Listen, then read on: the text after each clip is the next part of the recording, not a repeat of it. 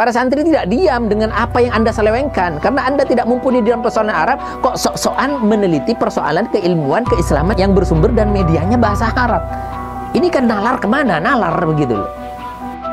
Qala Fakhrul Razi fi Syajaratil Mubarakah amma Ahmad al-Ibhi saat bihi min salah satu banin. Ibunya Nabi Adam itu namanya adalah Siti Anisa. Ini logika bobrok kalau misalkan kita biarkan semacam ini gitu loh. Ini masalah ranah keilmuan yang kita bicarakan, bukan sok-sokan ini menurut saya. Siapa Anda? Kualitasnya Anda di dalam persoalan bagaimana mengkaji di dalam literatur ilmu gramatika Arab misalkan Anda sudah tidak jelas. Dan kabarnya hari ini malah diundang ke Jember. Innalillahi wa inna ilaihi raji'un. Ini musibah bagi Jember. Kenapa? Menjaga kina kita, hidup dunia terjaga, akhirat jadi indah.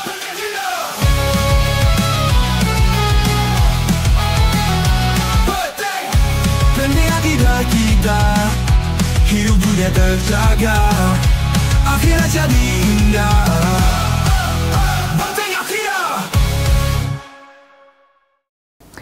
Assalamualaikum warahmatullahi wabarakatuh. Sahabat kaum muslimin, subscriber channel Benteng Akidah dimanapun Anda berada. Pada kesempatan ini saya akan berbicara tentang kenyelenehan dan banyak orang yang aneh-aneh di akhir-akhir zaman ini. Entah itu di bidang sosial, bidang kebudayaan, entah itu di bidang keagamaan. Yang paling parah adalah di bidang keagamaan. Bagaimana mereka ingin menempuh satu jalan khalif tu'raf.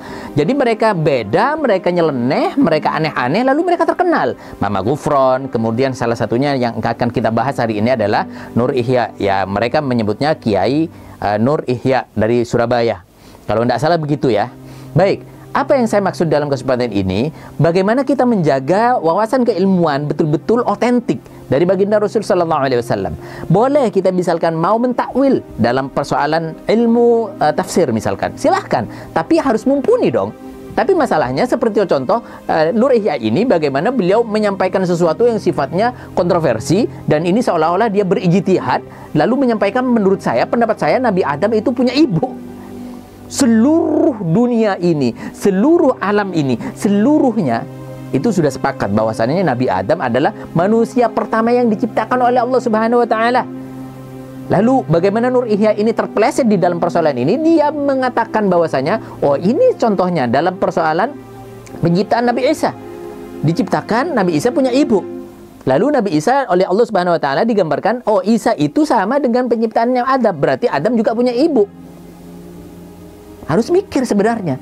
Tapi kalau misalkan persoalan ini oke. Namun di situ Allah Subhanahu wa taala menyampaikan dalam Al-Qur'an, a'udzubillahi minasyaitonir rajim, bismillahirrahmanirrahim, inna mathala Isa 'indallahi kamathali Adam.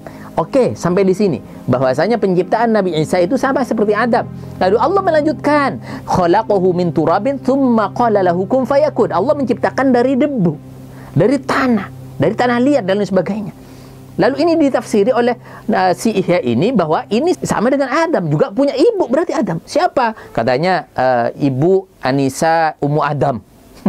Siapapun bisa mengarang seperti itu. Ketika ditanya dasarnya dia nggak bisa sebutkan, tapi menurut saya katanya. Ini logika bobrok kalau misalkan kita biarkan semacam ini gitu loh. Ini masalah ranah keilmuan yang kita bicarakan, bukan sok-sokan ini menurut saya. Siapa Anda? Kualitasnya Anda di dalam persoalan bagaimana mengkaji di dalam literatur ilmu gramatika Arab misalkan Anda sudah tidak jelas, tidak becus sebagaimana dalam video ini. Qala Fakhrul Razi fi Syajaratil Mubarakah amma Ahmad al-Ibhi saat bihi min salah satu banin. Bahas adalah masalah i'rabnya di sini. Beliau membaca al-Ibhi, padahal di awal itu adalah Ahmad, itu menjadi mubtada yang jatuh setelah amma.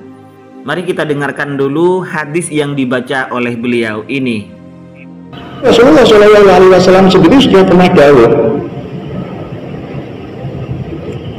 lau syarafat Fatimah binti Muhammadin laqattu yadaha. Keiskalan saya ketika Pak Kiai membaca hadis Rasulullah Shallallahu Alaihi Wasallam di Sunan Nasai ini, beliau membaca binti Muhammadin. Para santri tidak diam dengan apa yang Anda selewengkan, karena Anda tidak mumpuni dalam persoalan Arab, kok sok-sokan meneliti persoalan keilmuan, keislaman yang bersumber dan medianya bahasa Arab. Ini kan nalar kemana? Nalar begitu loh. Jangan mentang-mentang kemudian lalu Anda mendapatkan viral, lalu berani berkata seperti itu. Kedudukan Anda seperti apa sih? Misalkan satu contoh, salah satu sahabat Rasulullah SAW, yaitu Abdullah bin Salam. Beliau adalah seorang Yahudi dari Qainuqa. Beliau masuk Islam di zamannya baginda Nabi Muhammad SAW di Madinah. Kemudian beliau wafat pada tahun 43 Hijriah, setelah Nabi Rasulullah SAW wafat. Nah, beliau ketika ditanyakan dengan persoalan ayat tersebut, bagaimana penciptaan Adam alaihissalam, beliau bercerita dan menalar hadis dari Rasulullah SAW di dalam Sahih Tirmidzi, Innallaha khalaqa Adama biyadihi min qabdatin qabadaha min jami'il ard. Bahwasanya Allah Subhanahu wa taala menciptakan Adam dari kekuasaan Allah, min qabdatin, dari genggaman dan dari berbagai macam warna bumi. Minas sahli wal jabali wal aswadi wal abyadi wal ahmari faja'atil auladu ala alwanil ard. Lalu bagaimana karakter-karakter tanah terkumpul di situ, intinya maka jadilah anak Adam dengan karakter tertentu juga, warna-warninya juga dan sebagainya. Kesimpulannya seperti itu. Dan ini dijabarkan oleh Abdullah bin Salam. Beliau namanya sebelum masuk Islam adalah Husain bin Salam. Ini seorang yang dekat dengan baginda Rasulullah SAW, masuk Islam, dan sempat dipuji oleh baginda Rasulullah SAW bahwa khiyarukum fil jahiliyati khiyarukum fil islami idza faquhu. Jadi terbaik daripada kalian orang yang masuk Islam dari masa jahiliyah ketika mereka sudah mengerti persoalan agama. Dan kebetulan Abdullah bin Salam ini adalah seorang ulama besar di zaman Yahudi pada waktu itu. Ilmiah, ilmuwan, mendapatkan kedudukan dan dipuji oleh baginda Nabi SAW. Tidak sembarangan dan tidak sembrono berani merubah apa yang menjadi ketetapan bahwasanya Nabi Allah Adam alaihissalam itu tidak punya ayah, tidak punya ibu, diciptakan oleh Allah langsung. Dan tidak cukup di situ, di dalam satu ayat para mufassirin sebagian besar sepakat bahwasanya yang dimaksud di sini adalah Abdullah bin Salam. A'udzubillahi minasyaitonir rajim. Bismillahirrahmanirrahim. Wa syahida syahidun min bani Israila ala mithli fa amana wastakbartum innallaha la yahdil qaumadh dhalimin. Bahwasanya di dalam ayat tersebut syahida syahidun, di situ ditafsirkan dan dimaksud dalam ayat tersebut adalah Abdullah bin Salam. Beliau tidak berani mengatakan Nabi Adam itu diciptakan dari seorang ibu. Lalu ibunya lagi siapa? Neneknya siapa? Neneknya siapa? Nah, itulah pentingnya bagaimana kita menjaga diri dan mendekatkan diri kita kepada ulama-ulama yang fiqh, ulama-ulama yang tafakuh betul-betul di dalam persoalan agama. Bukan yang asal-asalan, yang berani, misalkan berani ngomong dan lain sebagainya. Ini liberal namanya. Dia tidak takut kepada siksa Allah, dia tidak takut pada pertanggungjawaban yang sebenarnya harus dihadirkan besok di hadapan Allah Subhanahu wa taala atas apapun yang dia sampaikan kepada umat.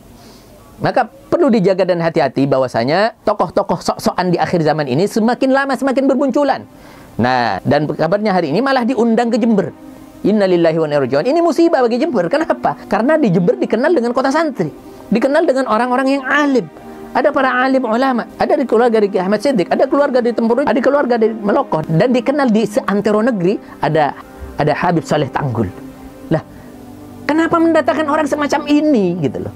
Yang mana kabarnya ini menggandeng orang-orang yang membuat gaduh di akhir-akhir ini tentang persoalan nasab. Ya, Anda lihat sendiri.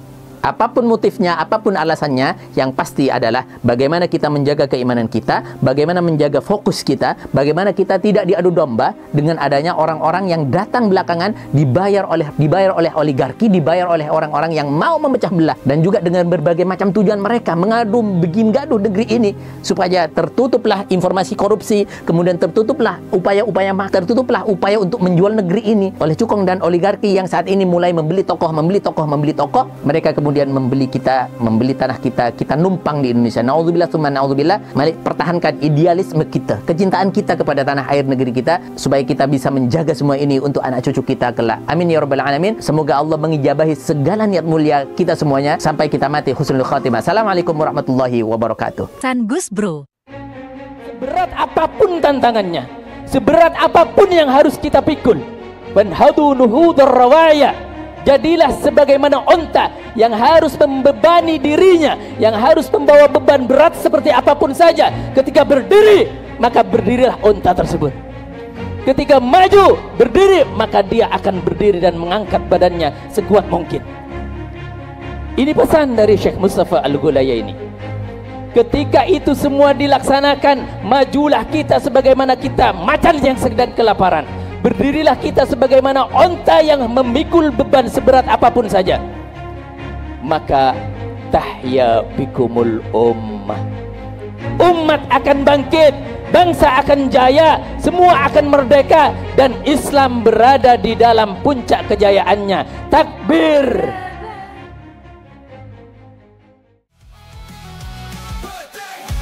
Penting akidah kita, hidup dunia terjaga, akhirat jadi indah.